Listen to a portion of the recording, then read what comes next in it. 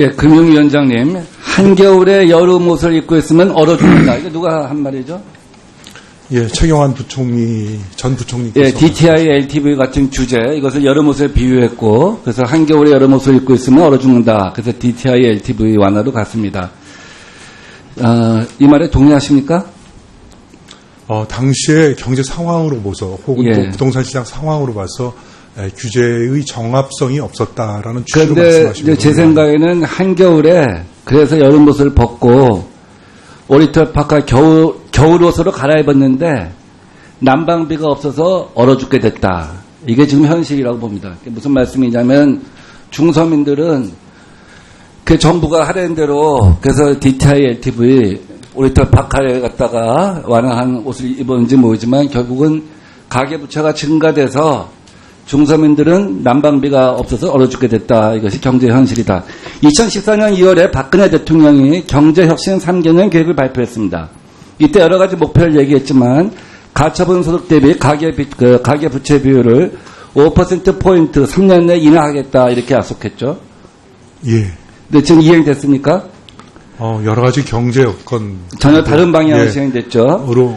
여러 가지 경제 여건 말씀하실 것도 없이 그렇게 될 수밖에 없습니다. 왜냐하면 빚내서 집 사라고 했는데 그럼 빚내서 쪽박 칠 수밖에 없는 거예요. 쪽박 칠 수밖에 없는데 빚내서 집 사라고 하니까 되겠습니까? 지금 우리가 구조조정도 산업주도냐 금융주도냐 하는 얘기를 하는데 사실 두 가지의 균형을 이루어야 되죠. 마찬가지입니다. 주택정책과 가계부채정책이 균형을 이루지 않고 어느 하나가 다른 하나에 복속되면 결국 이런 결과를 낳을 수밖에 없습니다. 이런 뻔히 예측되는 결과임에도 불구하고 이런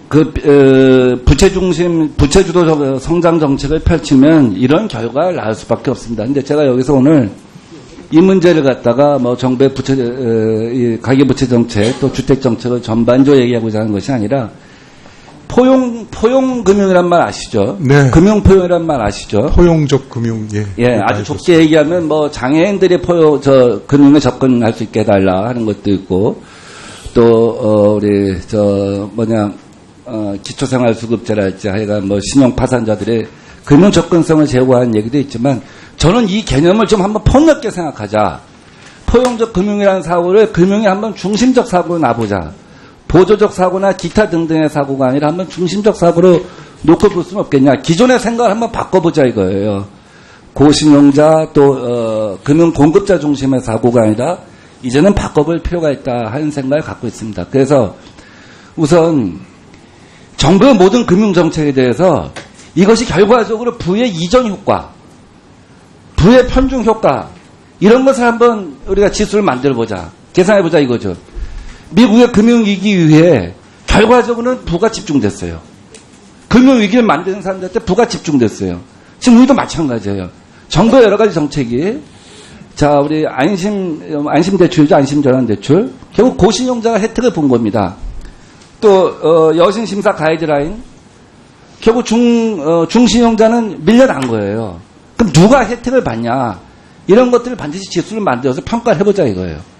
그래서 정부의 중요한 정책을 갖다가 입안할 때 이런 금융정책의 부의 편중에 미치는 영향을 갖다 지수를 만들어서 반드시 고려했으면 좋겠다 하는 정책 제안을 우선 드리는 겁니다. 어떻게 생각하십니까? 네, 의원님 말씀하신 대로 취약계층에 대한 배려 또 금융의 형평성 이런 문제들이 반드시 이제는 고려돼야 된다고 생각합니다.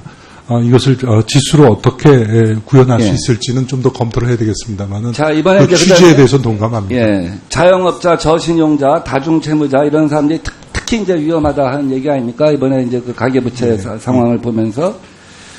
근데 금리의 차등화라고 하는 것이 금융포용에서 굉장히 중요한 이슈죠. 금리의 차등화는 있을 수밖에 없죠. 네, 당연히 그렇습니다. 위험 가중금리, 가중할증할 수밖에 없죠. 근데 그것이 과연 합리적인 것인가? 합리적일 정도로 가중되어 있는가에 대한 검증이 없습니다. 누구도 검증을 하고 있지 않아요. 사실 이것도 검증이 필요하다고 봅니다. 이것을 제대로 검증할 경우 저금리자와 고금리자 사이에 갭을 좀 줄 수 있지 않는가. 그래서 이 문제에 관해서도 금리의 차등화가 합리적인 것인가에 대해서 정부 차원에서 검토를 해 주시기 바랍니다.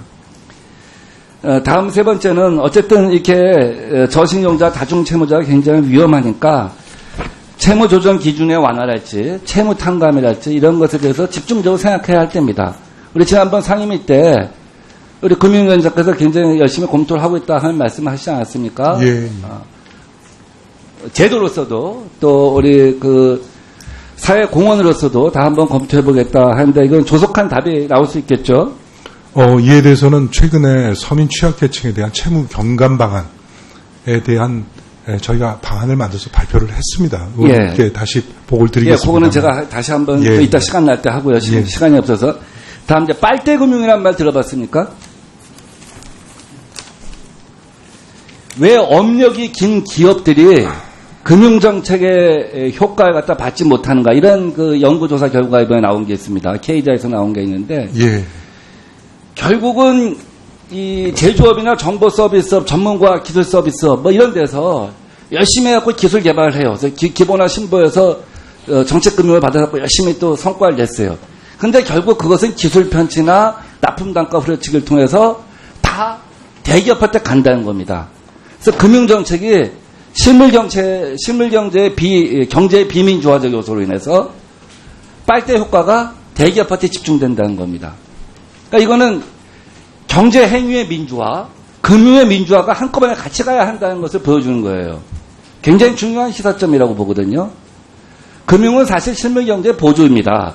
금융을 통해서 어떤 빈부차이 같은 해소할 수는 없어요. 저는 그런 차원에서 지금 오늘 포용적 금융을 얘기하지만 실물경제랑 같이 가야 되는 것이죠. 이해가 되십니까? 네. 그런 면에서 이 부분은 굉장히 결국 금융에서 내놓은 효과가 실무에서 빨대 효과로 인해서 소멸된다는 것에 대해서 심각한 문제의식을 가지시고 관계부처랑 또 이 부분에 대해서도 어떤 평가할 수 있는 지수를 개발해 주시기 바랍니다. 네. 오늘 제가 예, 포용적 금융을 비롯해서 여러 가지 금리에 관한 문제, 그 다음에 기술 이전 등의 문제, 저희가 소홀할 수 있는 그런 문제들에 대해서 잘 짚어주신 것 같습니다. 그 취지를 감안해서 저희가 어떤 것을 이걸 개량화하고 어떻게 평가할 수 있는지 많은 고민을 하도록 하겠습니다. 예, 민명도 의원님 수고하셨습니다. 다음은 새누리당의 존경하는 김종석 의원님 질의해 주시기 바랍니다.